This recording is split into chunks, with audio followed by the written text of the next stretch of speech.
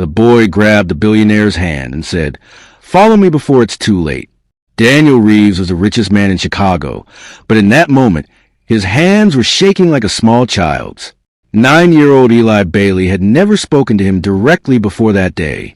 His mother, Ruth, cleaned the billionaire's floors every single day, but she had taught her son to stay quiet and stay invisible in that big house. Today, Eli broke every single rule his mother ever gave him. He ran through the long marble hallway, past the gold statues, past 2 security guards, straight to Daniel Reeves' office door. His small chest was heaving. His eyes were wet. His voice cracked when he said the words again. "Please, sir, follow me before it's too late." Daniel almost called security. Almost. But something in the boy's eyes stopped him cold. Before we go further, tell me in the comments where you are watching this from right now and what time it is on your clock. If stories like this move you, hit that like button, subscribe to this channel, and share this with someone who still believes in second chances. Now, let's go back to where this all began. By the end of that day, the entire Reeves family would never be the same again. A 9-year-old boy with nothing but a school backpack and a brave heart was about to do something that $2 billion could not do. But to understand how a Maid son ended up holding the key to a billionaire's broken life, you have to go back 3 months to a cold morning in a house that looked perfect on the outside and rotten on the inside. Daniel Reeves lived in a mansion on the edge of Lake Michigan, the kind of house people drove slow past just to stare at. Tall white columns, a garden with roses cut into perfect circles, a driveway long enough to lose a car in. From the outside, it looked like heaven, but heaven was cold inside. Daniel worked from 6 in the morning until midnight, running Reeves Group, one of the biggest construction and real estate companies in Chicago. He built towers that touched the clouds. He shook hands with mayors. He smiled for magazine covers, but he had not smiled for himself in years. People said Daniel Reeves had everything. They were wrong. He had money. He did not have peace. His father, Henry Reeves, was a man who built a company from nothing. Henry started with one small truck and a dream, hauling bricks across the city when Daniel was just a boy. Daniel remembered sitting on his father's lap in that old truck, learning how to read road signs, learning how to dream big. Those were the good years. Then, 6 years ago, everything changed. Henry got sick. The doctor said he needed quiet. They said he needed rest far away from the stress of the city. They said his stepmother, Victoria, the woman Henry had married after Daniel's own mother passed away, took control of everything. She told Daniel his father had gone to a private care home upstate, somewhere peaceful, somewhere he could heal. Daniel believed her. Why wouldn't he? She was family. He visited twice in the beginning. Then work got busy. Then visits became phone calls. Then phone calls became silence. Victoria always had an excuse. He's sleeping. He's confused today. It's better if you don't come. The doctors say visits upset him. Daniel, drowning in meetings and deals and towers rising across the skyline, let the silence grow. Guilt sat in his chest like a stone. He never looked it directly. He told himself he was protecting his father by staying away. Deep down, some small voice told him that was a lie. He just buried that voice under more work. Now, in that same house, far from the upstairs offices and gold-framed paintings, lived a woman named Ruth Bailey. Ruth was a maid. She arrived every morning at 6, before the sun even thought about rising, and she left late at night, long after Daniel had eaten his cold dinner alone at a table built for 12 people. Ruth's husband had died 3 years earlier in a job accident, leaving her alone to raise their son Eli. She did not complain. She did not have time to. Bills do not wait for grief to finish. Eli was 9 years old, with a gap in his front teeth and eyes that noticed everything. Since there was no money for after-school care, Ruth brought him along most days. She made him a rule, the most important rule of his young life. Be invisible. Sit quietly in the small room near the kitchen. Do your homework. Do not touch anything. Do not speak unless someone speaks to you first. Do not, under any circumstances, wander through that big house like you own it. This isn't our house, baby, she told him every single morning, tying his shoelaces with tired fingers. We are guests who work here. People like us, we don't get noticed. We just get to stay. Eli nodded every time. He understood the rule. He just didn't always follow it. Because here's the thing about a curious 9-year-old boy left alone for hours in a giant mansion with hundreds of doors. Curiosity does not care about rules. Eli loved the garden the most. He loved the koi pond behind the east wing, the one with orange fish that came to the surface when you tapped the water. He loved the library with ceilings so high it felt like standing inside a church. And every single day from the kitchen window, he stared at one building far in the back of property that nobody ever talked about. It was a small cottage, painted white once, now gray and peeling. Vines crawled up the walls like they were trying to choke it. The windows were covered from the inside with old curtains. No lights ever turned on there. No one ever walked in or out, except Eli noticed a woman in a white nurse uniform who slipped in quietly once a day around lunchtime, carrying a small bag, and slipped out again 20 minutes later.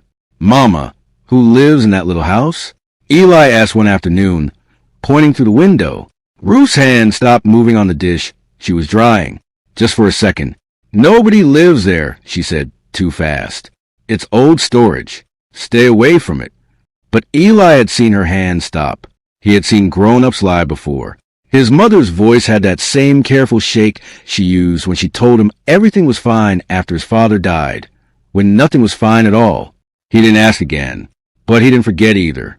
For weeks, Eli watched that cottage from a distance, the way you watch a closed door when you know there's something behind it. He noticed the nurse always came at the same time. He noticed she always looked over her shoulder before going in, like someone sneaking instead of someone caring. He noticed that Victoria, the lady of the house with sharp heels and sharper eyes, visited that cottage only at night, only alone, only when she thought no one was watching. One evening, Victoria didn't know a small boy was crouched behind the rose bushes, pretending to look for a lost ball. He heard her voice through the cracked window, cold, flat, like she was talking about furniture, not a person. Just keep the dose the same, she said into her phone. We are so close. A few more months and the trustee paperwork clears completely. After that, none of this will matter anymore. Eli didn't understand all the words. He was 9, but he understood the tone. It was the same tone people use when they want something bad to happen quietly, without anyone noticing. That night, he couldn't sleep. He kept seeing that gray little cottage in his mind, swallowed by vines, hiding something the whole house was pretending not to know about. 3 days later, the chance came. Ruth had to run an emergency errand for the head housekeeper, something about flowers for a dinner party Victoria was hosting. She left Eli in the small back room with strict instructions to stay put, finish his math homework, and not move an inch. He lasted 11 minutes. The back door of the cottage, the one facing the garden away from the main house, was slightly open, not wide open, just enough for a curious 9-year-old to notice a 1-inch gap and feel his heart start pounding. He told himself he would just look, just one peek. Then he would go straight back and finish his homework like a good boy. He pushed the door. It creaked long and low, like it hadn't been oiled in years.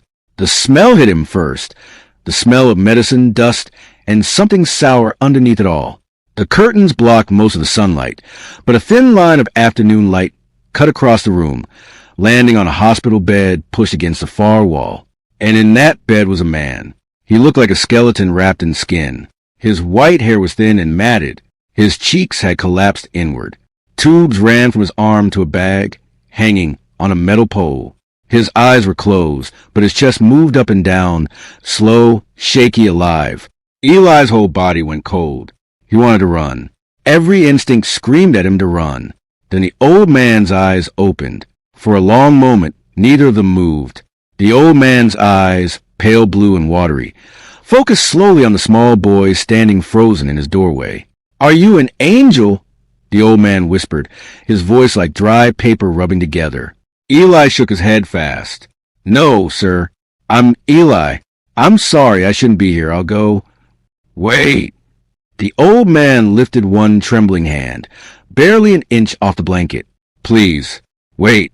Nobody talks to me. Please, just stay a moment. Something in that voice broke Eli's fear into pieces. It sounded exactly like loneliness sounds. He had heard that same sound in his own chest the night his father didn't come home from work. Eli stepped closer, slow, careful, like approaching an injured bird. "What's your name, sir?" The old man's lips trembled into something that almost looked like a smile. "Henry," he whispered. "Henry Reeves." Eli's stomach dropped straight to his shoes. He knew that name. Everyone in that house knew that name. It was painted in gold letters above the front gate. It was carved into a giant marble plaque in the lobby of Reeves Tower downtown, a building Eli had seen once in the car window. It was a name in a huge oil painting hanging in the main foyer, the painting of a strong, smiling man with his hand resting on the shoulder of a younger Daniel Reeves. "You're your Mr. Daniel's father?" Eli's voice came out as barely a breath. Henry's eyes filled with tears, so fast it startled them both. "You know my son?" he asked, gripping the blanket like it was the only solid thing in the world. Is he all right? Do they tell him I'm here? Do they tell him anything at all?" Eli didn't know how to answer that, because the answer, he was starting to understand with horror crawling up his spine, was no. Nobody told Daniel Reeves anything real. Not for years. "They told everybody you were at a care home," Eli whispered. "Far away. They said you were resting." Henry let out a sound that was half laugh, half sob, a sound so broken it made Eli's eyes burn too. "I haven't left this room in 4 years, son," Henry said. "For years. They keep me sleepy most days. Some weeks I don't even know what day it is. They say it's medicine for my heart. I don't think that's true anymore. I think they want me alive just enough and weak enough, so nobody asks questions while they take everything that's mine." Eli's small hands curled into fists at his sides. "Does Mr. Daniel know?" "My son thinks I'm being cared for," Henry said, his voice cracking apart like dry wood. "He doesn't know I cry out for him almost every night. He doesn't know nobody ever brings him my letters. I've written him 43 letters, son. 43. I keep them under the floorboard, right there." He pointed weakly toward a loose board near the bed leg. "She finds them sometimes, burns them in the sink, but I keep writing anyway. It's the only thing that feels like fighting back." Eli looked at the floorboard, then back at the dying man's face, and something inside a 9-year-old boy that should never have to carry such weight suddenly carried it anyway. "I'm going to help you," Eli said, surprising even himself with how steady his voice came out. Henry shook his head weakly. "No, child, it's dangerous if she finds out you were here." "I don't care," Eli said, and for the first time in his short life, he meant those words with his whole chest. "My mama says good people don't look away when somebody needs help. She says that's the only thing that matters." He reached on the bed, pulled the loose floorboard, and found a small stack of yellowed envelopes tied together with kitchen string. On the very top one, in shaky handwriting, it said, "To my son, Daniel, if you ever find this, please come home." Eli slipped one envelope into his backpack, his hands trembling. "I'll be back," he told Henry. "I promise." He ran out of that cottage faster than he'd ever run in his life, his heart slamming against his ribs, his mind screaming one thought over and over. He has to tell someone. He has to tell his mama. When Ruth came back and found Eli pale and shaken by the back door, she dropped the flowers she was carrying. "Eli, baby, what happened? Are you hurt?" He told her everything in one breathless rush, words tumbling over each other. The cottage, the old man, the name Henry Reeves, the letters under the floorboard, the phone call he overheard about a trustee, and a dose staying the same. Ruth's face drained the color. She sat down hard on the kitchen step. For a long moment, she said nothing. Eli watched fear and conscience fight a war across his mother's face. He understood, even at 9, what she was thinking. If she said the wrong thing to the wrong person, they could both lose everything. This job paid their rent. This job kept lights on. People like them did not get to make trouble in houses like this and walk away unharmed. "Eli," she finally said very quietly, "are you absolutely sure about what you saw?" He pulled the envelope from his backpack and placed it gently in her hands. Ruth opened it with shaking fingers. Inside was a letter, written in the same trembling hand, dated almost 2 years earlier. It talked about missing his son's voice. It talked about a wedding anniversary that passed without anyone remembering. It talked about hope fading a little more each year, that someone would open the cottage door and let him go home. Ruth read it twice. Then she folded it carefully, like something sacred, and looked at her son with eyes full of something between terror and pride. "We have to tell Mr. Reeves," she whispered. "Tonight, right now." "But, Mama, what if we get fired? What if—" "Baby," Ruth said, taking his face in both hands, "some things matter more than a paycheck. If we know the truth and we stay quiet, we become part of the lie too. I didn't raise you to be part of somebody's lie." That was the moment everything changed. But just as they stood up to go find Daniel, they heard footsteps coming down the hallway, fast, sharp heels clicking against marble. Victoria's voice rang out, talking to someone on the phone, closer than Eli had ever heard her before. "Just finish the paperwork tonight," she was saying, her voice tight with urgency. "The lawyer needs a signature transfer before midnight, and after that, his condition becoming permanent won't matter to anyone. Just make sure the nurse increases everything one more time. We need this resolved by morning." Ruth grabbed Eli's hand so hard it almost hurt. They both understood, without saying a single word, exactly what those careless words meant. There was no time left. None at all. That is the exact moment we returned to at the very beginning of the story. That is why a 9-year-old boy, breaking every single rule his mother had ever taught him, sprinted through that long marble hallway, past startled security guards, straight toward Daniel Reeves' office, his small heart hammering louder than his footsteps, holding on to one single sentence like it was the last rope on earth. "Follow me before it's too late." Daniel looked at this small boy he barely recognized, the maid's son, dirt on his sleeve, tears dry on his cheeks, and every instinct in his billionaire brain told him to call security and go back to his spreadsheets. But there are moments in life when a feeling cuts straight through logic. This was one of them. "What is this about?" Daniel asked, standing up slowly. "Your father," Eli said. "He's alive. He's in the cottage. Please, sir, please come now." Daniel's whole body went still, like someone had pressed pause on his heart. "My father passed away," he said, his voice flat, automatic, the way you repeat something you've told yourself so many times it stopped feeling like a lie. "Years ago." "He's not." "He's alive," Eli said again, louder this time, his voice shaking but certain. "I talked to him today. He knows your name. He has letters for you under the floorboard. Please, sir, they're hurting him. And your stepmother's on the phone right now saying something about midnight paperwork and increasing his medicine. And I don't understand all the words, but I know it's bad. I know in my stomach, please." Something in Daniel's chest cracked open, slow and terrible, like ice breaking under weight it was never meant to carry. He thought of the visits that stopped, the phone calls that thinned out, the guilt he buried under towers of glass and steel, the small voice he silenced every time it whispered something is wrong here. He grabbed his jacket without another word and followed a 9-year-old boy out of his own office. They walked fast through the house, then faster. Then they were almost running across the back lawn, past the roses, past the koi pond, toward that small gray cottage swallowed in vines that Daniel had somehow trained himself to never even look at directly for 6 straight years. Ruth was already there, standing at the cottage door, her body blocking it like a small, fierce wall. "Mr. Reeves," she said, her voice trembling but firm, "I know I might lose my job for this. I know it's not my place. But your father is dying in there, and he's been alone for years, and somebody needed to say something before it was too late." Daniel didn't answer her. He couldn't. His legs carried him past her, through the door, into the dim, sour-smelling room. And there, in a hospital bed against a far wall, lay a man who used to lift him onto his shoulders and call him his greatest invention. Henry's eyes opened slowly. For a moment, confusion clouded them. Then recognition broke, through like sunlight tearing through storm clouds. "Danny," he whispered, the old nickname, the one only his father ever used, the one Daniel hadn't heard spoken aloud in 6 long years.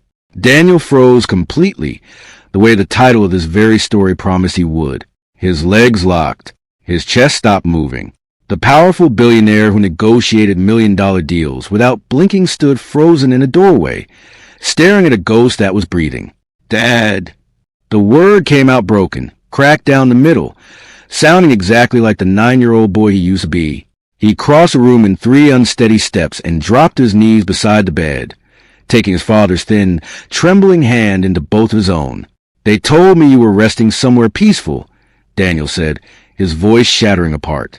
"They told me visits upset you. They told me—" He stopped, unable to finish, because finishing meant admitting how easily he had let himself believe convenient lies instead of fighting for the truth. "I wrote you letters," Henry whispered, tears sliding down hollow cheeks. "Every month. I never stopped believing you'd come." "I'm here now," Daniel said, gripping his father's hand like he was afraid letting go would make this disappear again. "I'm here, Dad. I'm so sorry. I'm so sorry." That is when sharp heels came clicking fast across the cottage floor behind them. Victoria stood in the doorway, her face arranged into perfect, practiced concern, the same mask she had worn for 6 years. "Daniel, sweetheart, you shouldn't be in here. The doctor said stress could—" "Stop." Daniel's voice came out so cold, so sharp, it cut through the room like glass breaking. He stood up slowly, turning to face her, his eyes no longer soft with grief, but burning with something far more dangerous. "I heard everything, Victoria. The phone call, the paperwork, the midnight signature." Her mask cracked, just slightly, just enough of the truth underneath to show through. "Daniel, you don't understand the complexity of the trust documents. I was only trying to protect the company while he was alive, and you wanted him to stay just sick enough that nobody would question you controlling everything," Daniel said, each word landing like a hammer. "You kept my father trapped in a cottage for 6 years. You let me believe he was gone. You let him write letters nobody delivered. You did this for money." Victoria's composure shattered completely. "He was going to die anyway," she snapped, the cruelty finally slipping out from under years of careful disguise. "I was simply making sure his assets were properly managed before that happened. None of this would have mattered to you if a child hadn't gone snooping where he didn't belong." Eli, standing small and brave by the door beside his mother, felt those words land like a slap. But he didn't shrink. He stood taller instead. Daniel looked at Victoria for a long moment, something final settling behind his eyes. "That child," he said quietly, "has more honor in his 9 years than you've shown in this entire marriage. Get out of this house. I'm calling the lawyer, and I'm calling the police, and you will never touch anything that belongs to my family again." Victoria opened her mouth to argue, looked at the cold finality on Daniel's face, and seemed to realize, perhaps for the first time, that the game was finished. She turned and walked away without another word, her heels echoing down the path like a countdown ending. Daniel turned back to his father, then to the small family standing by the door, the maid he walked past 1,000 times without truly seeing, and her son who had just rewritten the entire direction of his life. "Call an ambulance," he said to no one and everyone. "Now, please." The next hours blurred together in a storm of sirens, hospital lights, and frantic doctors.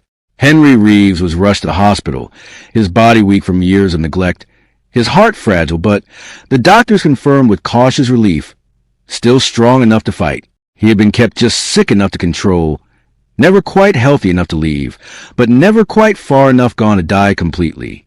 It had been calculated cruelty, precise and cold. Daniel sat beside his father's hospital bed that entire night. He held his hand through every monitor beep, every nurse check, every long silent hour. He thought about the 43 letters still sitting under that floorboard, waiting years to be read by the only person they were ever meant for. He thought about how close he had come to losing this chance forever, simply because he let convenient silence replace difficult questions. And he thought, more than anything, about a 9-year-old boy who had nothing to gain and everything to lose, who chose courage over safety anyway. 3 days later, Henry Reeves opened his eyes in a hospital room filled with sunlight instead of dust, his son sitting beside him reading one of those 43 letters aloud, word by word, finally delivered after far too long. "You found me because of that boy," Henry said weakly, squeezing his son's hand. "The Maid son. We owe him everything." Daniel nodded slowly, something shifting permanently inside his chest. "I know," he said. "I'm going to make sure he knows it too." Word of what happened spread quietly through the household first, then through the city. Reporters circled for weeks, hungry for the scandal involving one of Chicago's wealthiest families. Victoria was arrested on charges of elder abuse and financial fraud, her carefully built world collapsing in on itself exactly the way she had tried to collapse Henry's. The trusty documents she rushed to finalize that final night became the very evidence that convicted her. But the story that mattered most to Daniel Reeves wasn't the one in the headlines. He found Ruth in the kitchen a week later, scrubbing a counter that was already clean, the way people do when their hands need something to hold on to. "Ruth," he said, and for the first time in years working in his house, she realized he actually knew her name. She turned, startled, wiping her hands nervously on her apron. "Mr. Reeves, sir, I want to explain about Eli being in that cottage. I told him never to wander. I take full responsibility." "Ruth," Daniel said again, softer this time, "your son saved my father's life. He saved my family. He saved me from spending the rest of my life not knowing the truth, carrying guilt I didn't even understand the shape of. There is nothing to apologize for." Ruth's eyes filled with tears she had been holding back for days. "I almost stopped him," she whispered. "I almost told him to forget what he saw, to keep his head down, because that's what people like us are taught to do in houses like this. Stay quiet. Stay safe. I almost taught my son to look away." "But you didn't," Daniel said. "You raised a boy with more courage than most adults I've negotiated with in boardrooms. That's not something money can buy, Ruth. That's something you built in him, every single day, with everything you've sacrificed." He paused, then added quietly, "I want to do right by both of you, not as charity, as gratitude, as family." In the weeks that followed, life changed in ways that felt almost too large to hold. Daniel set up a full college fund for Eli, untouched by anything except Eli's own dreams when he was ready to use it. He moved Ruth into a new role overseeing the household staff, a position with real respect, real pay, and real security, the kind that doesn't disappear if a rich man has a bad week. He bought Ruth and Eli a small house, simple and warm, not extravagant. Exactly the kind Ruth said she always dreamed of giving her son one day, with a backyard big enough for a garden of her own. But the moment that mattered most happened quietly, away from cameras and headlines, in a hospital room with afternoon light pouring through tall windows. Henry Reeves, growing stronger every day, asked to see the boy who found him. Eli walked in nervously, his mother's hand resting on his shoulder, unsure what to say to the man whose life he had pulled back from the edge of disappearing. Henry reached toward the small nightstand drawer and pulled out an old, worn pocket watch, its surface scratched from decades of use. "This belonged to my own father," Henry said, holding out with trembling but steady hands. "I carried it through every hard year of building this family's life from nothing. I want you to have it now." Eli's eyes went wide. "Sir, I can't take that. It's too important." "That," Henry said, smiling for what felt like the first time in years, "is exactly why you should have it. Important things should belong to people who understand what truly matters. You understood it better than grown men who've had 60 years to learn the lesson." Eli took the watch with both hands, holding it like something sacred, the same way his mother had held that first letter days earlier. Daniel, standing near the door, watched the scene with something heavy and warm pressing against his ribs. He thought about everything money had ever bought him, the towers, the deals, the magazine covers. None of it had ever made him feel what he felt standing in that room, watching real gratitude pass between two people who had nothing to gain from each other except the truth. He realized, standing there, that he had spent years believing wealth was measured in numbers on a screen. He had been wrong the entire time. Real wealth was a 9-year-old boy choosing courage over safety. Real wealth was a tired mother raising honesty into her son, even when honesty was dangerous. Real wealth was 43 letters, finally read aloud, finally answered. He had been the richest man in the city and the poorest man in the room for 6 long years, without ever realizing it. That winter, the Reeves family held their first holiday dinner together in over 6 years.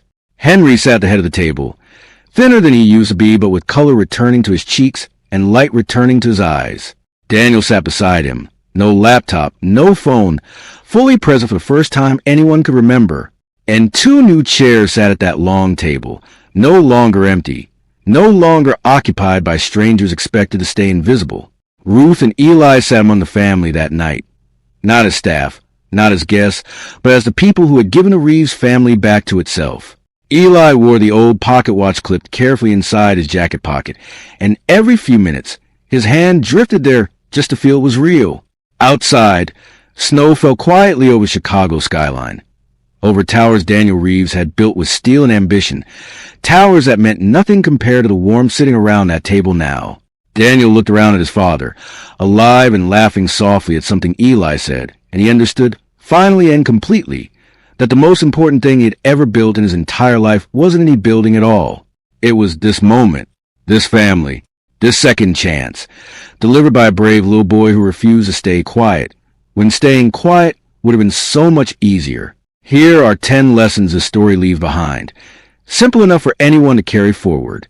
1. Courage often comes in the smallest packages. Even from a child, nobody expects to notice anything at all. 2. Staying silent about wrongdoing makes a person part of the lie, even if they never told it themselves. 3. Wealth and comfort can blind people to truths happening right under their own roof. 4. Real loyalty cannot be bought with money. It is built through years of honesty and love. 5. It is never too late to make things right, but waiting too long can cost more than anyone expects. 6. The people society overlooks often carry the deepest wisdom and the strongest hearts. 7. Guilt buried under business does not disappear. It only waits quietly to be faced. 8. Family is not only blood. It is shown through who shows up when it truly matters. 9. Greed convinces people that cruelty is simply business, but it is never that simple. 10. One brave choice, even from a child, can change the entire direction of many lives forever. If this story touched something inside you today, you know exactly what to do. Like this video. Subscribe to this channel for more stories that remind us what truly matters, and share with someone who needs to believe second chances are real. Drop a comment and tell me which moment hit you the hardest. We will see you in the next story.